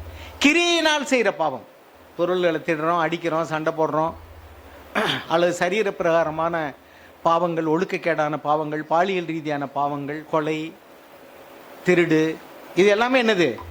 கிரியையினால் செய்கிற பாவங்கள். இது 2 தான் வெளியரங்கமாக தெரியும். இன்னும் 3 பாவம் உள்ளே இருக்குது. அது என்ன தெரியுமா? தாட்ஸ், ஆட்டிடியூட்ஸ் அண்ட் மோட்டிவ்ஸ்ன்னு சொல்லுவார். அப்படின்னு என்ன அர்த்தம்? சிந்தனையில் நீங்கள் செய்யக்கூடிய பாவம். பாத்திரத்தின் உட்புறத்தை சுத்தமாக்கு, இருதயத்தில் சுத்தம் உள்ளவர்கள் பாக்கியவான்கள், அவர்கள் தேவனை தரிசிப்பார்கள். இருதயத்தில் சுத்தமாக இருக்கா? அப்படி இல்லைன்னா உன் சிந்தனையில் ஒழுக்கக்கேடான சிந்தனைகள், பெருமையான எண்ணங்கள், பொறாமையான எண்ணங்கள், பண ஆசைகள், இதெல்லாம் என்னது? சிந்தனையில் செய்யக்கூடிய பாவம். அதுக்கடுத்து யுவர் தாட்ஸ், யுவர் ஆட்டிடியூட்ஸ். சக மனிதர்களை குறித்து உங்களுடைய அபிப்பிராயம் எப்படி இருக்கு? இவன் கீழ் ஜாதிக்காரன், இவன் ஏழை, இவன் ஒரு மோசமான சாதாரணமான வேலையில் உள்ள, இவன் ஒரு பாவி. அவர் attitude towards other human beings, மற்ற மனிதர்களை குறித்து உங்களுடைய அபிப்பிராயம் எப்படி இருக்கிறது? That it. அதில் உங்களுடைய அபிப்பிராயத்தில் நீங்கள் செய்யக்கூடிய பாவம். Your sin in attitude towards others. பணத்தை பற்றி உங்களுடைய அபிப்பிராயம். பணமா? அது எப்படி வந்தாலும் சரி, நான் என்ன பாவத்தை செய்யறதுக்கு ரெடி, எனக்கு பணம் கிடைக்குதில்ல போதும். திருமணத்தில் கூட பண ஆசை உள்ளவங்களா இருக்கிறாங்க. சில ஊழியக்காரர்களை குறித்து கேள்விப்பட்டிருக்கேன். டவுரி வாங்க சொல்லி டவுரியில் கூட தசமா வாங்கிக்கிறாங்க. இதெல்லாம் என்னது? நம்ம மத்தியில் அப்படி இல்லைன்னு நம்ம சந்தோஷப்படுறோம். ஆனால் உண்மை என்னென்னா, இதெல்லாம் ஆண்டவருடைய நாமத்துக்கு எவ்வளோ தூஷணத்தை கொண்டு வரும். ஒருத்தர் என்கிட்ட சொல்லியிருக்கிறாரு, ஒரு முறை தெருவில் போகும்போது ஒருத்தர் பார்த்தாராம், ஒரு ஊழியக்காரர், உதவி ஊழியக்காரர். அவர் கேட்டாராம், என்ன உங்களை ஆளே காண முடியல அப்படின்னு. அடே அப்போ ரொம்ப அக்கறையாக விசாரிக்கிறேன்னு, அதையோ நான் அங்கே போயிட்டேன் இங்கே போயிட்டேன்னு சொன்னால. அதான் உங்கள் கணக்கை பார்த்தேன், இன்னும் வரவு வைக்கலையே இல்லை. காணிக்க கொடுக்கறலாம் அவங்க வரவு வைப்பாங்களா, தசமா பாகம் இன்னன்னார் இத்தனை நாளில் கொடுத்தாங்கன்ட்டு. வரல, நீங்கள் அடுத்த வாரம் வந்துருங்க, பாஸ்ட்டை பார்த்து நீங்கள் சொல்லிவிட்டு அவங்க தசம பார்த்து செலுத்திருக்கனாராம். இது என்னடா அரசாங்க வரி கூட போகிற இடத்துல கேட்க மாட்டான், வீட்டில் அங்கே கேட்பாங்க. இவன் ரோட்டில் வச்சுக்கிட்டு வரி வசூல் பண்ணுறான்னு சொல்லிட்டு நான் அந்த சர்ச்சுக்கு போகவே இஷ்டம் இல்லமான்னு சொன்னார். ஒருத்தர் சொன்னார், ஒர்க் ஷாப் வச்சுருந்தாராம். சாயங்காலம் ஆனால் பாஸ்ட் உட்காந்துருவாராம். அவர் இன்னொரு ஊழியக்காரர் வந்தாராம், என்ன ஐயா இங்கே உட்காந்துருக்கே திடீர்னு? பார்த்துட்டு போகணுன்னு வந்தேன். ஏமாத்திடுறாங்கல்ல, நம்ம கொடுக்குறத ஏமாத்திடுறாங்க. 10ல் ஒரு பங்கு அவர் கொடுக்குறத ஏமாத்திடுவாராம். அன்னைக்கு கடையில் எவ்வளோ வியாபாரம் நடக்குது, எவ்வளோ வருமானம் வருது, என் காசை குடியா, அது எனக்குள்ளது. அதுக்கு ஒரு வசனம், பைபிளில் வசனம் எல்லாத்துக்குமே வரும். இதுக்கும் நல்லதுக்கும் வசனத்தை உபயோகிக்கலாம், சாத்தான வசனத்தை உபயோகிச்சான்ல, மேலேருந்து கீழே குதி. பைபிள் எழுதியிருக்கு, சங்கீதம் 91ல் தூதர்கள் உன் கையில் ஏந்திட்டு போவாங்கன்னு எழுதியிருக்குன்னு இயேசுகிட்டே சொன்னான்ல. அதே மாதிரி எல்லாத்துக்கும் வசனத்தை நீங்கள் யூஸ் பண்ணலாம். எங்கேயாவது பார்த்தீங்கன்னா இதுக்கு ஒரு வசனம் கிடைக்கும், அது ஒரு வசனம் கிடைக்கும். நீங்கள் நீதிமொழிகளில் 26ல் 4, 5, 2 வசனத்தை பார்த்தீங்கன்னாக்கா, ஒன்றில் மூடனுக்கு உத்தரவு கொடுன்னு எழுதியிருக்கோம், அடுத்து என்ன எழுதியிருக்கோம்? உத்தரவு. 2க்குமே வசனம் இருக்குது. அதே மாதிரி நிறைய வசனங்களை நீங்கள் பார்க்கலாம். அப்போ நான் என்ன சொல்லுவேன்னா, நீங்கள் எந்த ஆட்டிடியூடில் பார்க்குறீங்களோ அந்த உங்களுடைய எண்ணத்துக்கு தகுந்தாற்போல் ஒரு வசனத்தை நீங்கள் பிடிச்சிக்கலாம், மோசம் போயிடாங்க. அதுக்கடுத்து என்னென்னா மோட்டிவ்ஸ். நீங்கள் தான தர்மம் பண்ணலாம். என்ன நோக்கத்தில் பண்ணுறீங்க? உதவி செய்யணுங்கிற நோக்கத்தில் பண்ணுறீங்களா? உதாரத்துவமாய் கொடுக்கறத விளம்பரம் பண்ணி நல்ல பேர் வாங்கணும்னு பண்ணுறீங்களா? What is your intention? ஒரு ஆண்கள் பெண்களுக்கும், பெண்கள் ஆண்களுக்கும் போய் விழுந்து வேலை செய்வாங்க, அண்ணன் அக்கா தங்கச்சின்ட்டு. என்னன்னு கேட்டால், பாலி இச்சையினால நிறைந்து செய்வான். ஆனால் சொல்கிறது நான் இறக்கப்படுறேன், பெண்ணென்றால் பேயும் தெரியாதா? பெண் என்றால் பேயும், பேய் தான் இறங்கும். அது பேய்த்தனத்துக்கு அடுத்த இறக்கம். உண்மையாக ஒரு சகோதரியா ஒரு சகோதரன், நான் கேட்டேன், ஒரு மதத்தில் ஒரு தலைவர் 9 வயசு பெண்ணை என்னமோ வந்து திருமணம் செஞ்சுக்கிட்டாராம். அதில் உள்ளவங்க என்னையா இப்படி செஞ்சார் உங்கள் ஆள் அப்படின்னு கேட்டால், அவருக்கு வாழ்வு கொடுக்குறாங்க. ஏன் அவருக்கு ஒரு தகப்பனாக இருந்து வாழ்வு கொடுக்கக்கூடாதா? 9 வயசு பிள்ளைக்கு ஒரு வயசான ஆள் 50 வயசு 60 வயசு ஆனவன் ஒரு 9 வயசு பிள்ளையை பார்த்தா ஒரு தகப்பனா ஒரு தாத்தாவாக இருந்து வாழ்வு கொடுக்கக்கூடாதா? கல்யாணம் பண்ணி தான் வாழ்வு கொடுக்கணுமா இப்படின்னு கேட்டால் அந்த பக்கம் அடுத்தாப்புல உங்கள் பக்கம் எட்டியே பார்க்க மாட்டாங்க. ஏன்னா அவங்களுக்கு பயம் நிறையா பண்ணி வச்சுருக்காங்க கடவுள் அப்படின்ற பேரால். இன்னைக்கு கடவுள் பேரை சொல்லி காணிக்க வாங்குறவங்க, காசு வசூல் பண்ணுறவங்க, அயோக்கியத்தனம் பண்ணுறவங்க நிறைய பேர் கடவுளுடைய பேரை உபயோகிக்கிறாங்க. நாம் அப்படி இருக்கக்கூடாது. நம்ம கர்த்தருடைய நாமத்தை சொல்லுகிற எவனும் அநியாயத்தை விட்டு விலக கடவன். இதுதான் தேவனுடைய ஜனங்களுக்கான வார்த்தை. எனவே ஏசாயா 66 சொன்ன அந்த வார்த்தை ஞாபகம் வச்சுங்க. உங்கள் ஊரில் சபை கட்டப்படணும்னா, இந்த இடத்துல சபை கட்டப்படணும்னா அவர் எப்படிப்பட்ட மனிதர்களை உபயோகிப்பார்கள் என்றால், ஆவியில் எளிமையுள்ளவர்கள், இருதயத்தில் ஆவியில் நொறுங்குண்டவர்கள்.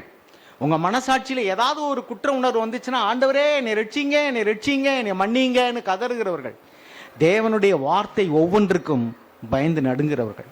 ஸோ உங்களுடைய அந்தரங்க வாழ்க்கையில் மாய்மாலம், பொறாமை, பெருமை, பாலிய இச்சைகள், பண ஆசைகள், இன்னும் உங்களுடைய இருதயத்தில் வரக்கூடிய மாய்மாலமான எண்ணங்கள், நடிப்பு, இது எல்லாவற்றையும் உங்கள் சிந்தனையில் வரும் பொழுதே, ஆண்டவரே இது அருவருப்பு, என்னை மன்னிங்க, என்னை ரட்சிங்க, என்னை ரட்சிங்க, என்னுடைய ஆவியில் நான் கரைப்பட்டு போயிருக்கிறேன், என்னை விடுதலையாக்குங்க இப்படின்னு கதறினீங்கன்னா, அவங்க தான் தங்களுடைய இருதயத்தில் தேவனுக்கு முன்பாக பயந்து நடுங்குகிறவர்கள். தேவன் சொல்றார், அப்படிப்பட்டவர்களையே நான் நோக்கி பார்ப்பேன். அப்படிப்பட்டவர்கள் தான் சபையை கட்ட வேண்டும் என்று நினைக்கிறார். அதனால தான் அவர் கேட்கிறார், நீ எப்படிப்பட்ட ஆலயத்தை எனக்கு கட்டுவ? சங்கீதத்தில் ஒரு வசனம் இருக்கு, என் வசனத்தை சொல்லுவதற்கு உனக்கு என்ன யோகியதை இருக்கு, என்ன உரிமை இருக்கு? பைபிள் எழுதியிருக்கு, என் கற்பனையை எடுத்து சொல்ல உனக்கு என்ன யோகியதை இருக்கு? நீ திருடனோடும் ஒத்து போயிறாய், விசாரக்கோரோடும் உனக்கு பங்கு உண்டு, வசனத்தை எடுத்துட்டு நீ பிரசங்கம் பண்ற. What right you have to tell my words? என்னுடைய வேத வசனத்தை சொல்ல உனக்கு என்ன உரிமைங்கிற? அப்படிப்பட்டவர்கள் பெரிய கட்டடத்தை கட்டலாம், ஆனால் கர்த்தருடைய பரிசுத்தமான திருச்சபையை கட்ட முடியாது. எரேமியாவினுடைய தீர்க்கதரிசன புத்தகம் எழுதியிருக்க கர்த்தருடைய ஆலயத்தினுடைய அடையாளம் என்னன்னாக்கும், எங்கும் பரிசுத்தம், எங்கும் நம்முடைய வாழ்க்கையில் எங்கும் பரிசுத்தமாக இருக்கு. தேவன் உதவி செய்வாராக. கர்த்தர் உங்களை ஆசீர்வதிப்பாராக.